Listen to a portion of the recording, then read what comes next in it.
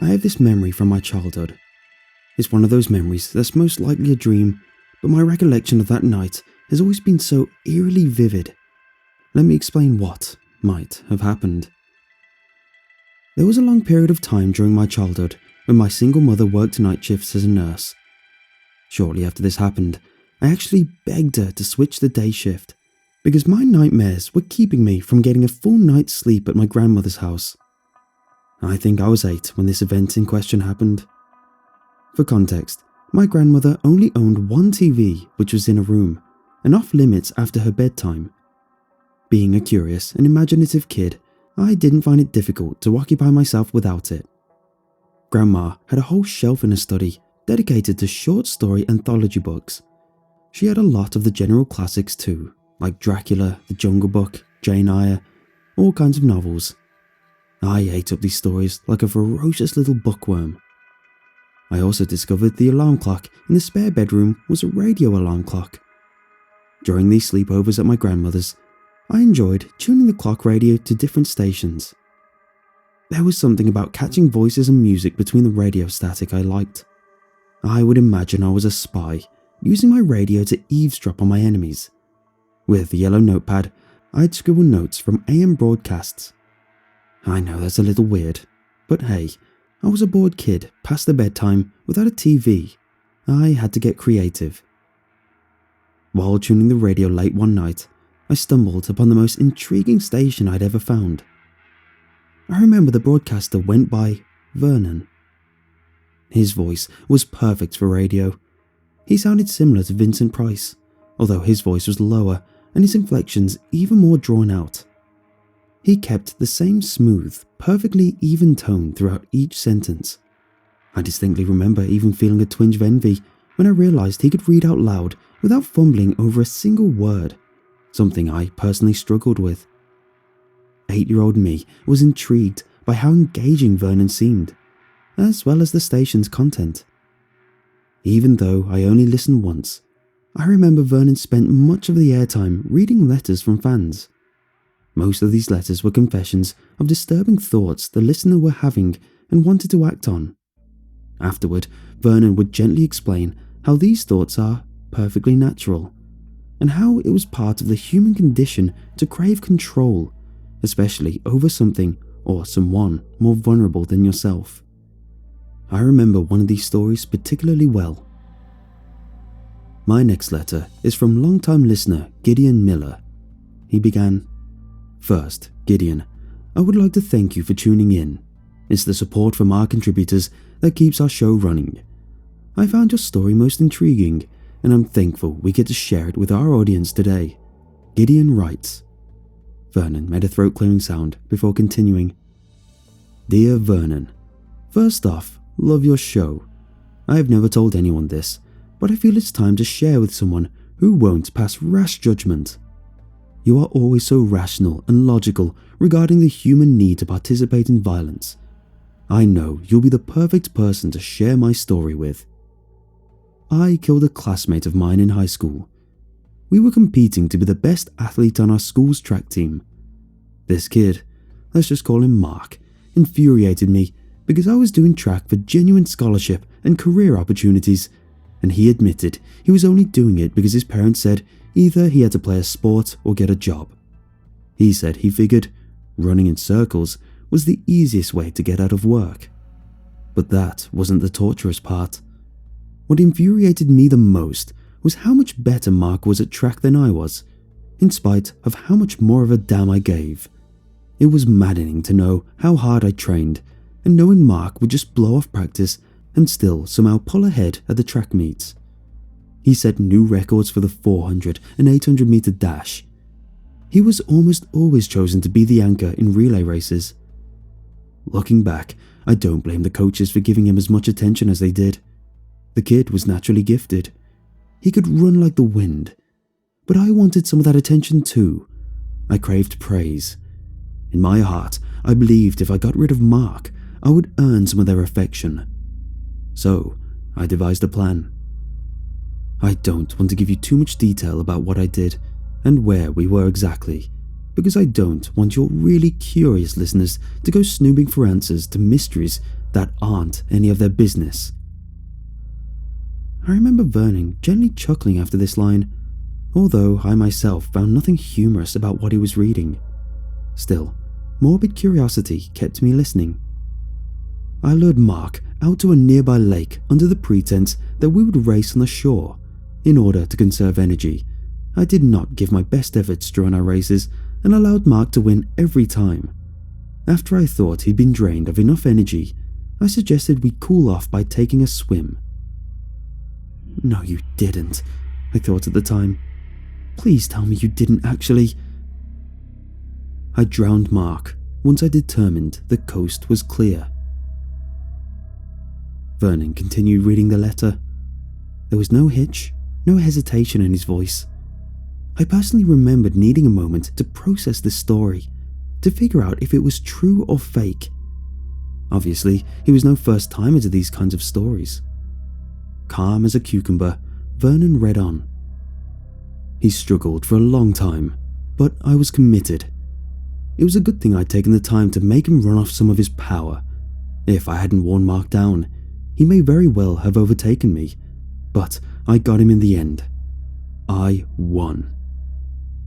The police never found out it was me. They never even brought me in for questioning. Their investigation was so sloppy. One thing I do remember is a rumor spreading that one of our notoriously strict track coaches had done it, and although it was eventually ruled as an accidental drowning, he resigned due to pressure from parents and the staff. We had a memorial for Mark, and a guest speaker provided a presentation to our grade on swim safety. Everyone on the track team received extra leeway to excuse ourselves to the counselor's office whenever we felt like going. I felt victory after victory. Once again, I was undoubtedly the best sprinter on the track team. I pushed myself to beat Mark's records before I graduated, and I succeeded. I received a full-ride scholarship to a good college. All of these good things happened because Mark died. At least, that's how I justified it in my head. It was easy. Thank you for giving me an outlet to tell my story, Vern. As I said before, I've never shared it with anyone else. Not my parents, not my older brother, not my wife. It feels good knowing my story is out there. I don't have a lingering sense of guilt or anything. Quite the opposite, in fact. I believe my actions led me down a more fortunate path. A small sacrifice was necessary to propel me to better opportunities. I earned my place in society by offing the competition, just as nature intended. At this point, I was on the bed, covers pulled halfway over my face, hardly breathing. Gideon's story entranced me. Of course, Vernon's delivery had me hooked as well. Although Gideon only seemed concerned with the good fortune that came to him after he'd murdered Mark, I wondered about Mark's family. Did they miss him? Did his parents have other kids, or was he the only one? What was life like for them after he didn't come home that day? My own father had died in a car accident just a few years prior. I think that's why I spent a few moments pondering his family's adjustment after Mark's death. It hit a little too close at home. When I began listening again, Vernon was discussing Gideon's letter. What I found most disturbing was how quick he was to praise Gideon for what he'd done. Gideon, your actions were merely a strategic maneuver to get yourself ahead. I congratulate you in succeeding. Society wants us to believe that it's wrong to have violent tendencies, when in fact, these are the most natural habits we possess. We praise apex predators for using their power to get ahead. Why not humans?